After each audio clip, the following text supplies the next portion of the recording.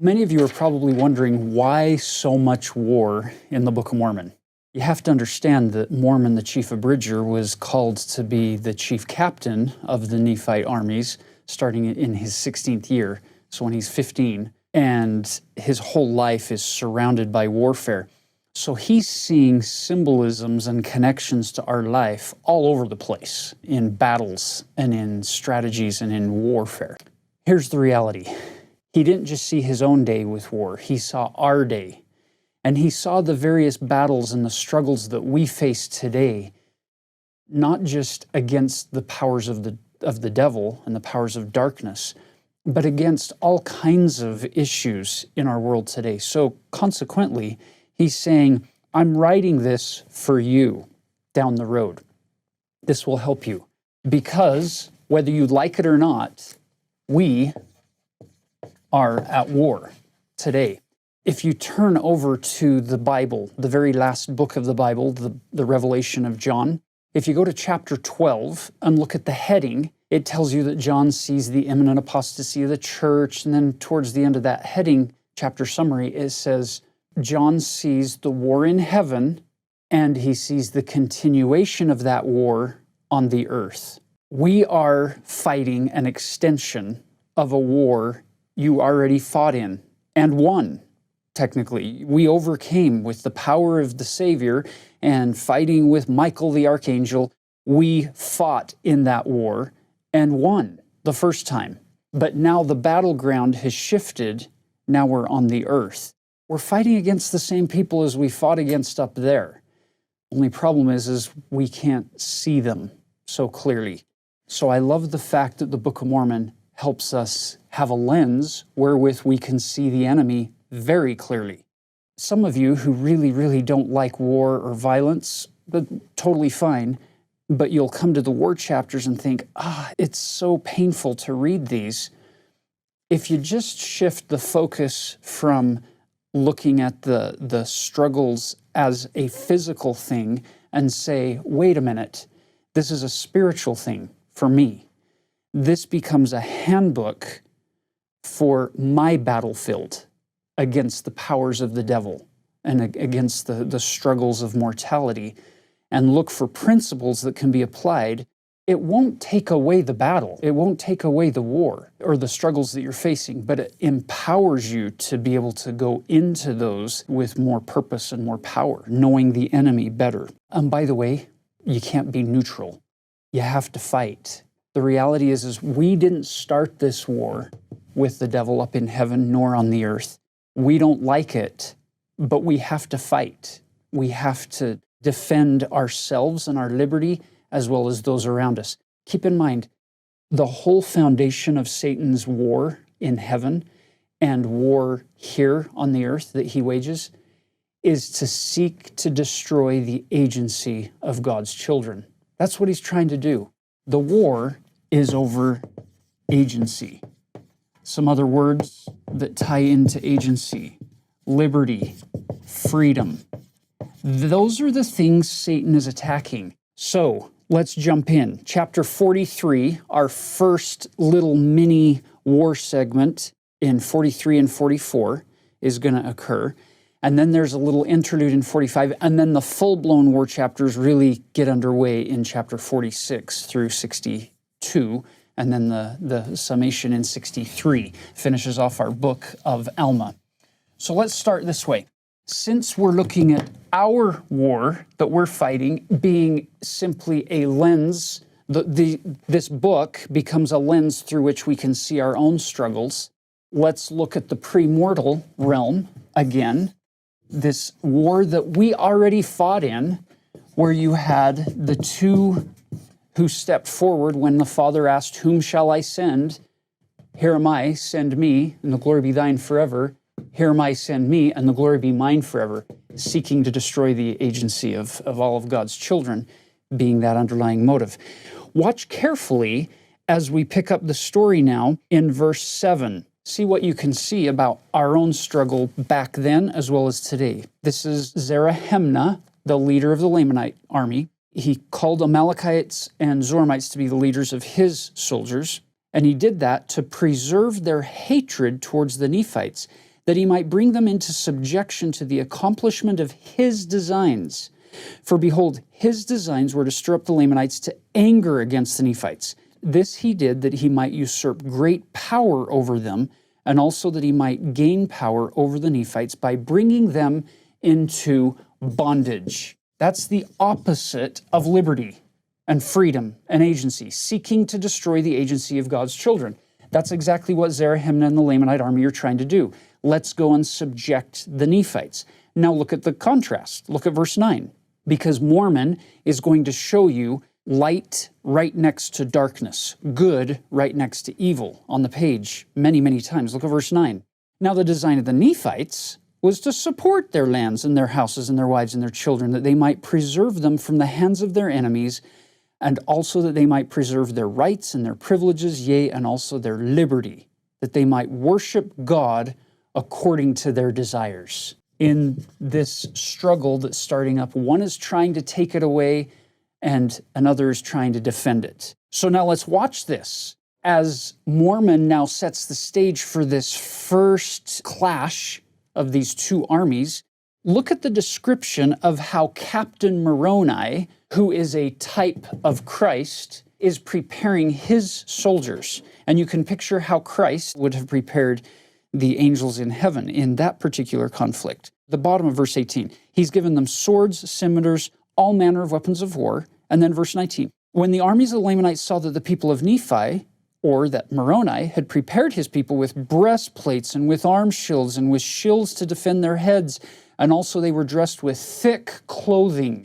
You'll notice here, Captain Moroni has prepared his men with both offensive and defensive weaponry and protections. Look at the contrast. Verse 20, how does Zerahemnah feel about his men? What's the unspoken message to his men? Now, the army of Zerahemnah was not prepared with any such thing. They had only their swords and their scimitars, their bows and their arrows and their stones and their slings. And they were naked, save it were a skin which was girded about their loins. Yea, all were naked, save it were the Zoramites and the Amalekites. Notice, you've got this huge army that more than doubles the number of the Nephite army, and you give them all this offensive weaponry, things that are instruments that can kill. And what do you give them for defense? You picture this long line up, come through soldiers, and they get a government-issued loincloth. That's all they have for their defense. In contrast to what Captain Moroni gave his men, thick clothing and the breastplates and the arm shields and the helmets for their head. God sees people differently than Satan sees people. Satan's soldiers are there to destroy in order for him to get power, whereas Captain Moroni actually cares about his men, so he's going to defend them.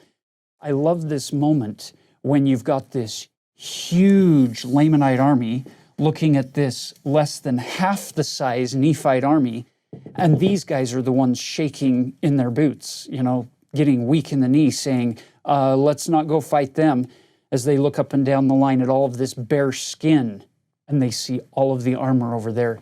Brothers and sisters, when we follow Christ, when we defend liberty, when we're using our agency, and when we are prepared, we shall not fear.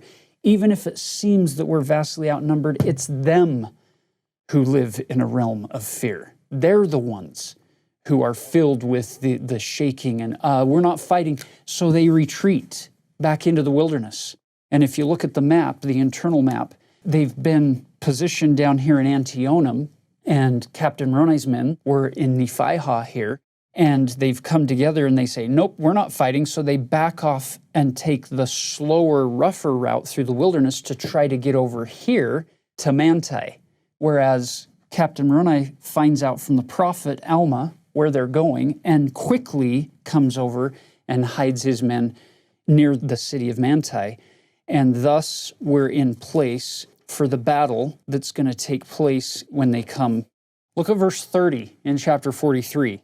And he also, knowing that it was the only desire of the Nephites to preserve their lands and their liberty and their church, therefore he thought it no sin that he should defend them by stratagem. Therefore he found by his spies which course the Lamanites were to take. And then you combine verse 30 with verse 49. And it came to pass that they turned upon the Lamanites, and they cried with one voice unto the Lord their God for their liberty and their freedom from bondage. And they began to stand against the Lamanites with power. And in that selfsame hour that they cried unto the Lord for their freedom, the Lamanites began to flee before them. They recognize my arm, my armor, my best thinking, my best strategies, they're not going to save me at the end of the day. It's important. I have to have that in place because now I can go to God with more confidence, but the battle is the Lord's at the end of the day. And they turn to him, and then in chapter 44, you get this beautiful sequence where Moroni, he doesn't delight in the shedding of blood. He's not sitting there going, kill him, let's be violent. He hates that part. He recognizes it as a necessary evil, if you will, to be able to defend the liberty of the people. But he hates the fact that he's having to kill people to do this. So he stops the battle, has a little interaction where he asks Zerahemnah to reconsider this war, and Zerahemnah refuses. He gives him the weapon, but says, I'm not going to promise I'll never come and fight again. You get this intriguing sequence here where he rushes at Moroni to try to kill him. The servant of Moroni stops him, breaks his sword, cuts off his scalp, raises it up, at which point many of Zerahemnah's men say, okay, we're done. But the rest keep fighting, and he has them keep fighting until he realizes, okay, I am going to die. Okay, stop. Does that tell you how he feels about his men? This wasn't about them. It was about him and the other leaders getting power over the Nephites. It's a tragedy that so many lives have to be lost because of one man or a few people's thirst for power and their greed and their pride. So as Zerahemnah's army retreats and goes home down to the land of Nephi, or up to the land of Nephi as they would say it, chapter 45 is this little interim chapter, because 46, we're going to have major struggles start up again, this time among the Nephites themselves. As we're about to move into 46, we want to look at this transition verse 24. And this is actually a problem that's going among the Nephites. Now, the Nephites are the ones who apparently have the gospel. They should know better. And if we really look carefully, most of the war chapters we're looking at, the conflict is driven by Nephites who refuse to live the truths they've been taught. It's Zoramites, Amalekites, kingmen, and what seems to be the common factor here. Verse 24, they grew proud, being lifted up in their hearts because of their exceedingly great riches. Therefore they grew rich in their own eyes and would not give heed to their words, to the words of Helaman and his brothers who were teaching the words of truth, to walk uprightly before God. People often misunderstand. There's this false teaching called the prosperity gospel. The gospel will make us prosperous. But one of the core meanings of prospering, as we've seen in the past, is to have God's presence. Now, God will and can bless us with the finer things of life. But those things are not evidence that God's presence is in your life. And if we use those things as replacements for God's presence, we begin to think we're better than other people, and we end up hurting others. We use the riches that God's given us to make ourselves better than others, to not serve them, to not give to them, to not bless their lives. And we've looked at this before, but it bears repeating. This word pride is actually related etymologically to this word, first. You actually see the connections there. People who want to put themselves first, it can lead to pride. And when we put ourselves first, we are no longer ministering or making ourselves less than others so that we can help them. The problem is pride. When we put ourselves first instead of God first, when we let God's blessings make us think that we are better than others. And unfortunately, this leads to terrible trauma throughout the Book of Mormon. And why Mormon preserve this is so that we today can look clear-eyed at all the things God has given us and ask ourselves, was it given so that I could try to say I'm better than everybody else and be first and foremost in front? Or is it so that I can bless others and help more people experience liberty, to help more people get out of bondage, to use my means to serve, love, and bless the lives of other people. Now we enter this new phase. You'll notice that the names are going to change. So while we shift out the lenses, we're still looking at the same thing. We're still looking at attributes of the devil and attributes of Christ. So it used to be Zerahemnah that we saw elements of the devil, and now it shifts to Amalickiah in chapter 46 because of pride. Look at what happens in verse 4. And Amalickiah was desirous to be a king. Does that sound familiar to Lucifer in the premortal council? Desirous to be king, and those people who were wroth were also desirous that he should be their king. And they were the greater part of them, the lower judges of the land, and they were seeking for power. The motivating force is this pride. They wanted power. They wanted to be first. It wasn't enough for them to be joint heirs with Christ. They wanted to have it alone. They wanted to be first. So we were talking about this before. The word Amalickiah, in Hebrew, the underlying word melech means king. So there's been proposals about what Amalickiah's name means in Hebrew, and it seems to do with kingship. And it's interesting, there seems to be an underlying wordplay going on in the Book of Mormon. If we could translate this back into the original languages, that it says he desires to be a king, right? So Amalickiah wants to be a melech. And this IAH comes from the word Jehovah. Yahweh. And we have names like Isaiah and Jeremiah. And Mosiah. All have to do with Jehovah. And I've heard some proposals. Now, again, we're not totally sure, but this is interesting, that Amalickiah's name might mean, I rule as Jehovah. That's what the devil wants. He wants to cut Jehovah completely out. And if that name happens to be correct of what Amalickiah means, Amalickiah is a prototype for the kind of people we should totally avoid and spend our lives standing against.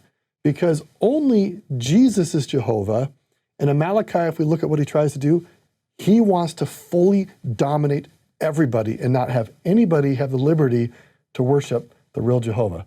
Look at verse 5. And they had been led by the flatteries of Amalickiah, that if they would support him and establish him to be their king, that he would make them rulers over the people. So he gets all of these dissenters. Look at verse 7. And there were many in the church who believed in the flattering words of Amalickiah. Therefore they dissented. So even what the scriptures might refer to as some of the very elect give in to the flattering lies and the failed promises for you'll be powerful. Look at verse 8. Mormon jumps in with one of his famous thus we sees. Thus we see how quick the children of men do forget the Lord their God, yea, how quick to do iniquity and to be led away by the evil one. Verse 9. Yea, and we also see the great wickedness one very wicked man can cause to take place among the children of men. So Amalickiah, again, is simply a type or a lens or a viewpoint through which we can see the devil revealed for what he's really trying to do. Now, he goes about trying to do all these things, and in contrast, what did we say again and again? Mormon's going to put the light next to the darkness, the evil side by side with the good, because then it makes it easier to distinguish the two and see what's going on. So he's given you the bad side in chapter 46, those first 10 verses. Now watch as he shifts to the good side. Captain Moroni, who is our type of Christ, it came to pass, verse 12, that he rent his coat, and he took a piece thereof, and he wrote upon it, in memory of our God, our religion, and freedom, and our peace, and our wives, and our children, and he fastened it upon the end of a pole.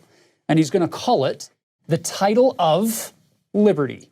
On this title of liberty, this rent piece of cloak, this coat of his, he's going to write some things. In memory of our God, our religion, our freedom. And by the way, pay close attention to the order and what relationship these elements that Captain Moroni is using, what they have relationship-wise to each other. In memory of our God, our religion, our freedom, our peace, our wives, and our children. What do you notice? If you put God first in your life, President Ezra Taft Benson said, then he will help you put everything else in its proper order and its proper place in your life. And he said, and some things will fall out of your life altogether. Elder Maxwell said, if in the end you haven't put God in the first place, it really won't matter what you put in his place in the end. That first place belongs to God and nothing or no one else. Notice that if you have God in the right place, the very next thing you get is religion. Religion isn't the way the world talks about this organized religion and organizations that sometimes are filled with struggles and problems and bad behaviors of certain leaders at times in history. Religion at its root, at its core, is a significant word, to reconnect. It's to connect us or bind us to God. Let me put in there real quick. Other words that you know are ligament, right? Ligaments are what connect things. So religion is binding yourself into relationship with God and other people. It's not simply about rituals and a set of creeds, although those things matter.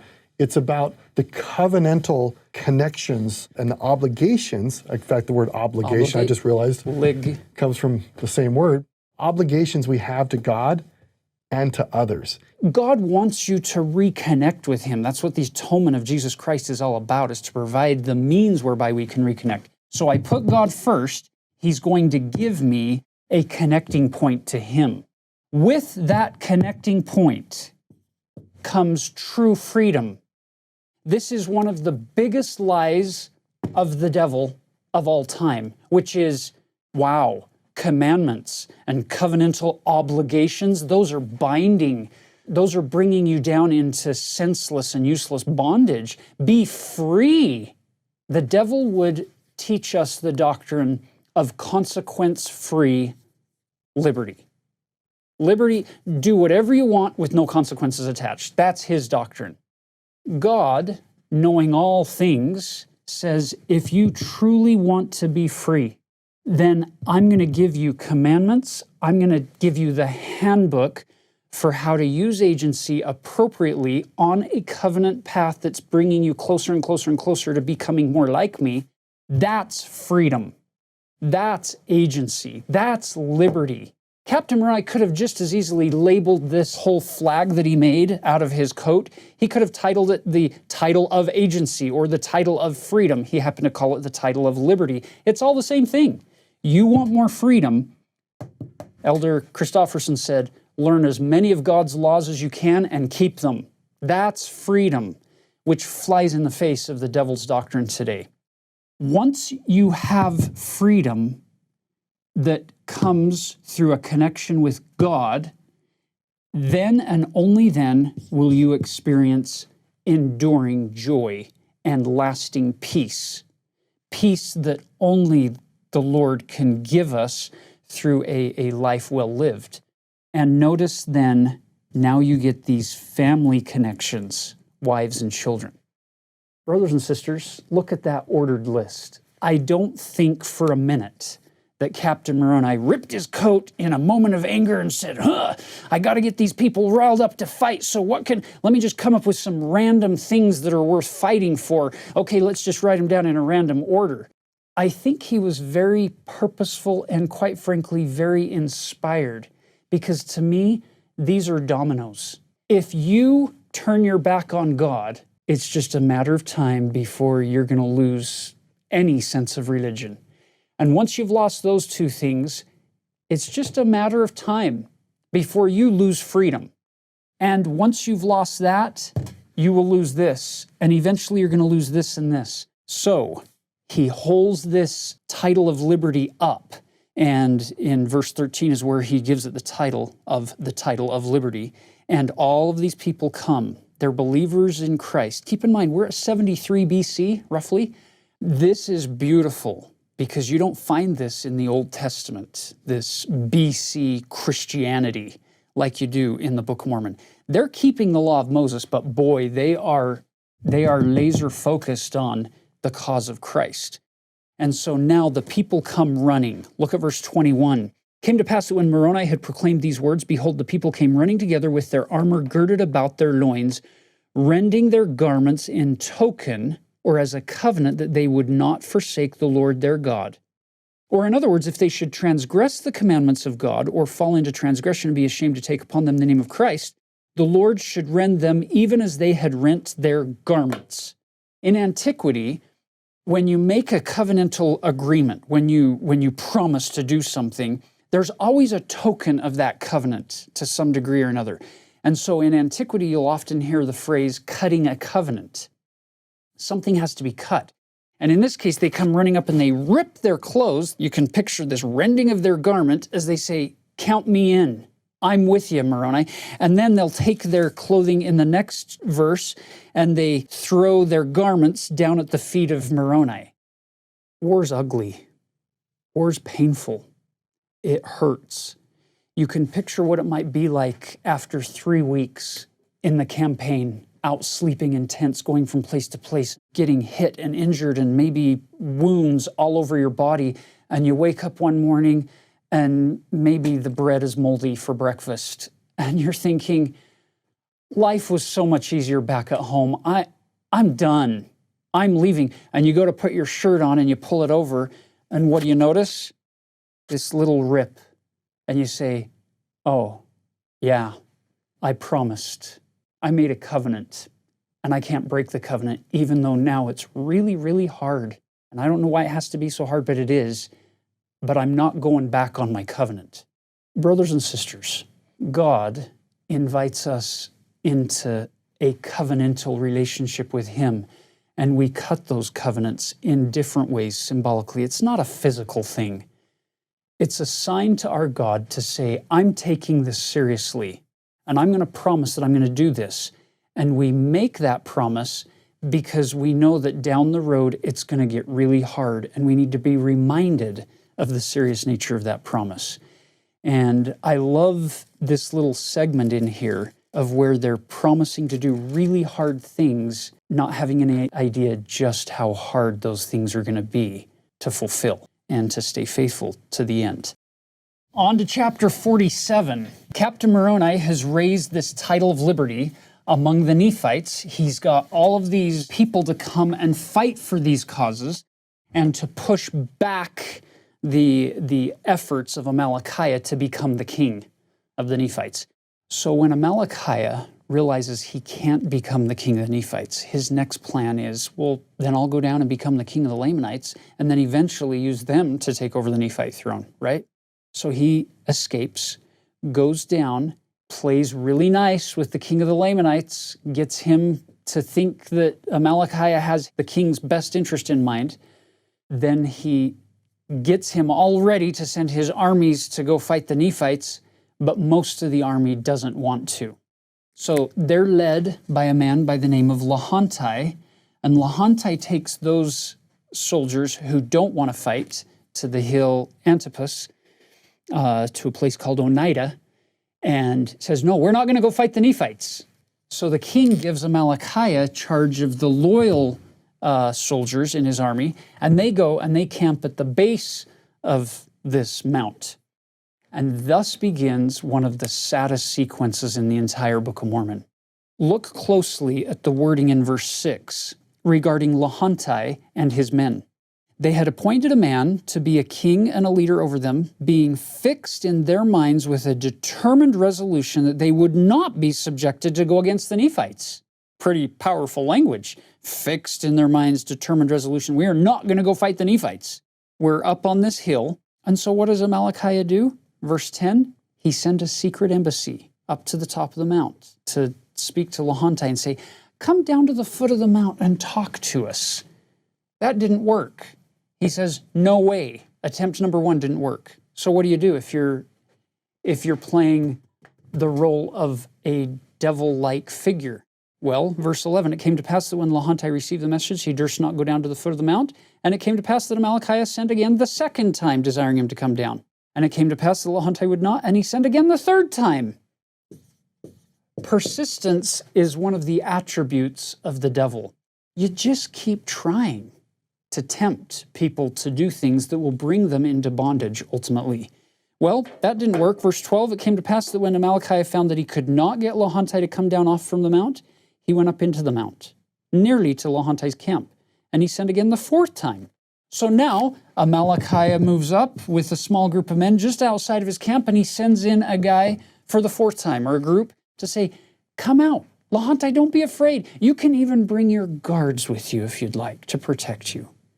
And he does. And they come up with a plan, and it doesn't strike anybody as odd or strange when you get to verse 18 that after they've come down and surrounded and they've created this pact, that verse 18 comes, and it came to pass that Amalickiah caused that one of his servants should administer poison by degrees to Lehonti, that he died.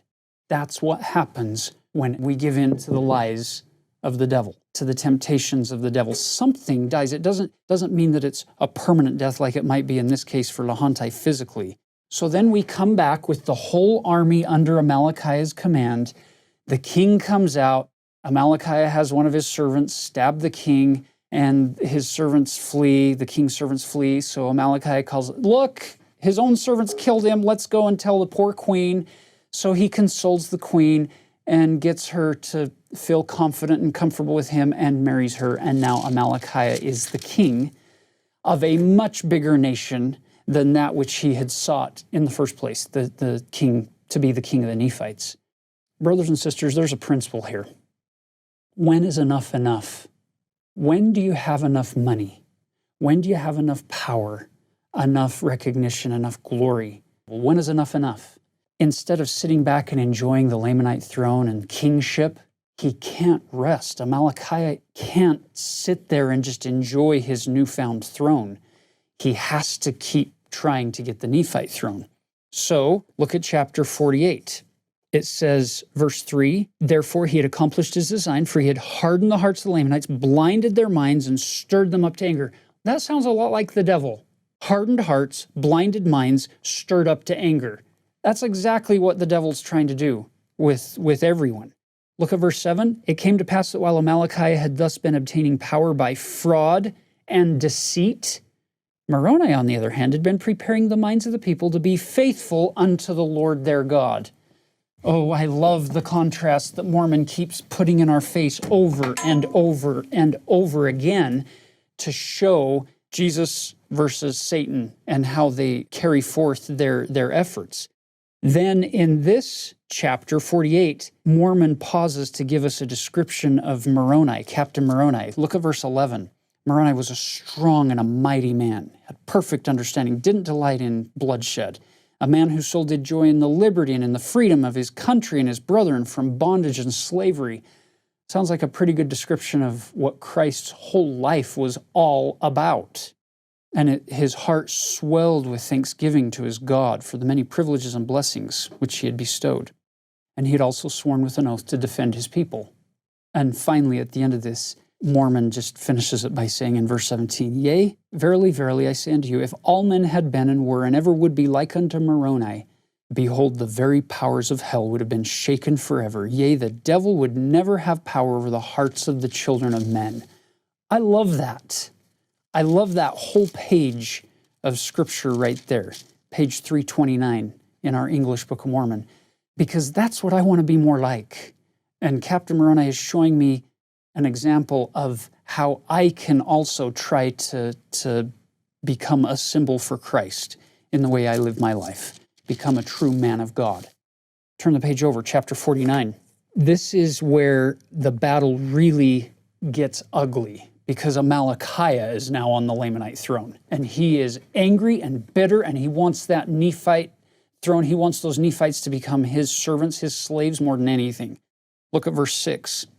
Now the leaders of the Lamanites had supposed, because of the greatness of their numbers, yea, they supposed that they should be privileged to come upon them as they had hitherto done, yea, and they had also prepared themselves with shields and with breastplates, and they'd also prepared themselves with garments of skin, very thick garments to cover their nakedness. My goodness, the devil learns from his past failures here in this context using these armies of the Lamanites. Last time they showed up for war, they're huge in numbers, but they're only wearing loinskins. This time, he says, last time they had the advantage over us because of their personal protective armor and clothing. So This much larger Lamanite army compared to the Nephite army is now armed the same as they. Now we've got them, and Amalickiah sends them off to battle. The problem is, look at verse 10. Now if King Amalickiah had come down out of the land of Nephi at the head of his army, perhaps he would have caused the Lamanites to have attacked the Nephites of the city of Amalickiah. For behold, he did not care for the blood of his people. Let's just say it. He doesn't care. They're not really his people anyway. They're just pawns for him. They're minions for him to be able to accomplish his own designs. Because what's happened? He sent them up to Amalickiah. Do you remember what happened last time a Lamanite army went to Amalickiah? Back in Alma chapter 16, they wiped out the city in one day. It's kind of up on the north. And so he's like, hey, go up there. But he didn't go with them. And they came out and they noticed that Captain Moroni doesn't just have the personal armor on his soldiers, but now he's taken the cities and he's built mounds of dirt with trenches in front all the way around to make them more defensible. And they're like, oh no, our personal armor isn't helping us much when they've got the high ground and we've got this low ground trench that we're going to have to work through. This is awful. So they back into the wilderness and say, what are we going to do? Amalickiah fell easily last time. It's not fallen today. And the chief captains of that Lamanite army said, let's take an oath that we're going to go to Noah, the city of Noah, and we'll attack that city regardless of what it looks like. That's a silly oath to take, by the way. Unfortunately for them, Noah was more defended than Amalickiah had been. But they made the oath. We've given our word. So off they go to fight. This is the single worst battle, as far as ratio is concerned, in the entire Book of Mormon. Chapter 49, verse 23. Thus the Nephites had all power over their enemies, and thus the Lamanites did attempt to destroy the Nephites until their chief captains were all slain, yea, and more than 1,000 of the Lamanites were slain. While on the other hand, there was not a single soul of the Nephites which was slain. Over 1,000 to 0. Worst battle ever. These guys come home, this army comes home back to the land of Nephi, and you can picture, we need to pause here. We're no longer just talking about random numbers and people. These are real human beings who aren't coming home, over 1,000 of them. Can you picture the Lamanite families, the wives, the children, the mothers, the fathers, the grandmas and grandpas watching the army come home and looking for their loved one, and he's not there, and they ask somebody, hey, where's so-and-so? And they're like, he's never coming home. These are real people, and they went to fight a war for one guy, for his purposes, and they're never coming home. You would expect that one guy to say, oh, my people, I am so sorry. I'm so sorry that happened. But here's what they got instead. Look at verse 26. It came to pass that he was exceedingly angry with his people because he had not obtained his desire over the Nephites. He had not subjected them to the yoke of bondage. Yea, he was exceedingly wroth, and he did curse God and also Moroni, swearing with an oath that he would drink his blood. And this because Moroni had kept the commandments of God in preparing for the safety of his people. Brothers and sisters, you don't need to be afraid of what the devil claims to be able to do. Don't fear the devil. Have faith in God. Trust Christ. Follow Jesus. And then you don't need to worry about all of the rash oaths and promises that the devil and his followers are making concerning you. So this time, chapter 50, you'll notice that Captain Moroni realizes this isn't going away. They're going to keep coming. And they now know about this kind of fortification. So chapter 50, what does he do? Look at verse 2. Upon the tops of these ridges of earth, he caused that there should be timbers to the height of a man. And then in verse 3, you're going to put frame of pickets. And then on verse 4, towers erected to overlook the pickets. Captain Moroni is not going to fall to these Lamanites. So as Moroni is doing all of these fortifications, and then look at verse 11, he's fortifying the line between the Nephites and the Lamanites. And you'll notice verse 23, behold, there never was a happier time among the people of Nephi since the days of Nephi than in the days of Moroni. Yea, even at this time in the 21st year of the reign of the judges. Principle, you can be surrounded by war. You can be surrounded by awful, horrible things happening, and you can still find happiness. There was never a happier time. Captain Moroni, with this title of liberty list of things, the people are happier than they've ever been. That's interesting commentary that for me implies, Tyler, you don't need to wait for your life to be perfect to be happy. You can find happiness even in the midst of intense opposition and trials and struggles, like these people did in verse 23. Now, there's some internal struggles between Morianton and Lehi over here on the east coast of the land of Zerahemnah. And then in chapter 51, you get the kingmen rising up, and they lose the vote. And so what do? They start a war. The real problem here is not the Lamanites. The real problem turns out to be Nephites, dissenters from within, the kingmen.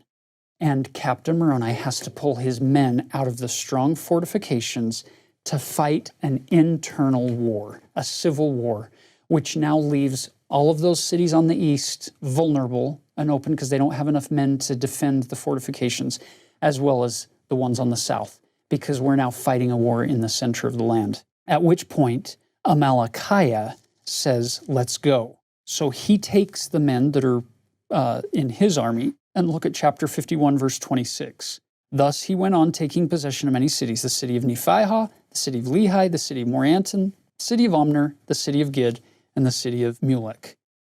I love the fact that Teancum is able to come in to this conflict before Amalickiah's men are able to take the city of Bountiful and the land Bountiful, which would have put a chokehold on the Nephites to be surrounded on the north, the east, and the south. So Teancum has this incredible fight with the Lamanite army, with Amalickiah.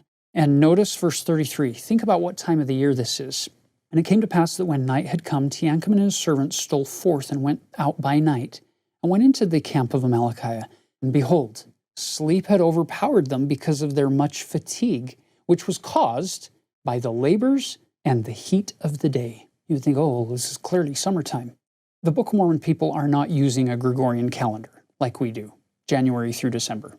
They have their own calendar system. When is their calendar flipping to the new year? We don't know for sure, but it looks like it's sometime around the spring equinox because of what happens in 3 Nephi 8. It tells us that on the first month, this huge tempest and storm and earthquake and all of these horrible destructions kick in at the crucifixion of Jesus. Well, we know that Jesus is crucified either on Passover or one day from Passover. Passover is the first full moon after the spring equinox every year. So we know that the Nephite calendar, at least in 3 Nephi, is flipping over sometime in the spring. Here it is, much heat of the day, and watch what happens. Teancum goes, puts the javelin in his heart. Taylor, what do you notice in chapter 52, verse 1? What I love is that Mormon regularly says, and other Book of Mormon authors, hey, I don't have a lot of space to record things. So why would Mormon take the time to give us a chronological detail when we don't have their calendar? So Amalickiah gets executed or killed by Teancum at night. I'm in chapter 52, verse 1. Came to pass in the 26th year, the reign of the judges over the people of Nephi, behold, when the Lamanites awoke on the first morning of the first month, behold, they found Amalickiah was dead in his own tent, and they also saw Teancum was ready to give them battle on that day. And they were frightened, they ran away. It's New Year's Day for these guys. Most of us read this and don't pay attention. This is the Lamanite Nephite New Year Day. Well, what do? We make goals about eating better and losing weight, and it's fireworks. And it may be, in ancient biblical cultures, New Year's Day was the day that the king was supposed to come out in all of his fullness of glory and engage in prodigious feats of strength and stamina to demonstrate his virility and power to rule for another year as a sign of the prosperity that would come upon all the people for the next full year. Nothing could be more damaging psychologically to the people than to have their king dead on New Year's Day. It would be a terrible sign that they would have an entire year of death and destruction. So not only was Teancum very strategically smart to execute the king, but he did it at a propitious time, a very important time, to make a psychological warfare against the Lamanites. This will be your fate. just like your king. Your new year is a year of damage, death, and destruction. To bring this to a closure, we have lost this entire eastern seafront. All of these fortified cities. They're not just little villages. These are strongly fortified cities. We've lost them all. Rather than throwing his hands up in the air and saying, I give up. This is too hard. I have lost too much ground. I've spent so much time in chapters 43 through 51 doing everything I can to defend myself against the powers of darkness entering in and becoming a part of me in a symbolic state for us today, using these war chapters as a field guide, a handbook for me in my battles. We spend all this time trying to keep sin and addictions and evil out, and all of a sudden in 51, it's not just in, but it's rooted in me if I'm looking at myself as a symbolic version of the land of Zerahemnah. It's now become a part of me. Rather than throwing my hands up in the air and saying, I give up, it's too hard, I'm not fighting anymore. Captain Moroni didn't do that. Lehi, Teancum, they didn't do that. They said, we've lost a lot of ground because of that internal struggle with the kingmen. What are we going to do? They didn't try to take back all of the cities at once. What did they focus on? Mulek. How do we get back Mulek? It's the farthest north.